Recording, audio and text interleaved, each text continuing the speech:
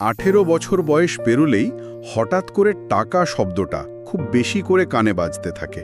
একটা নতুন বাস্তবতার মতো। এতদিন হয়তো জীবনটা অন্যভাবে চলতো, কিন্তু এই বয়সের পর থেকে ওই যে দায়িত্বের ব্যাপারটা, ওটা বেশ স্পষ্ট হতে থাকে। বাবার ওষুধ কিনতে হবে, মায়ের চশমাটা ভেঙে গেছে। আমি ভাবছি আগামী মাসের ভাড়া কিভাবে দেব, আর অন্যদিকে দেখছে বন্ধুরা হয়তো বেশ অন্যরকম জীবন কাটাচ্ছে। নিজের দরকার আর অন্যদের জীবনের মধ্যে একটা ফারাক স্পষ্ট হয়ে ওঠে। যোগ্যতা আছে, ডিগ্রিও আছে, শুধু একটা চাকরি পেলেই তো সব সামলে উঠতাম। টাকা যে সুখ কিনতে পারে না সেটা আমরা শুনেছি, কিন্তু টাকা না থাকলে দুঃখটা যেন নিঃশ্বাসে পরিণত হয়।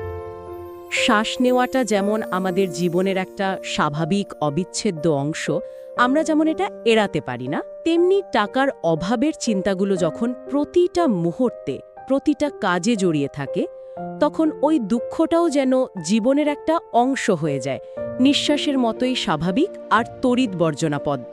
সমাজে নিজের একটা জায়গা, একটা সম্মান বজায় রাখা, এগুলোর সাথেও টাকার সম্পর্কটা অস্বীকার করা যায় না। টাকা হয়তো জীবন নয়, কিন্তু জীবনের লড়াইয়ের জন্য এটা একটা খুব জরুরি অস্ত্র। টাকা সরাসরি সুখ না আনলেও জীবনের কঠিন পরিস্থিতি সামলানোর জন্য, স্বপ্ন আর দায়িত্ব রক্ষার জন্য একটা দরকারি হাতিয়ার।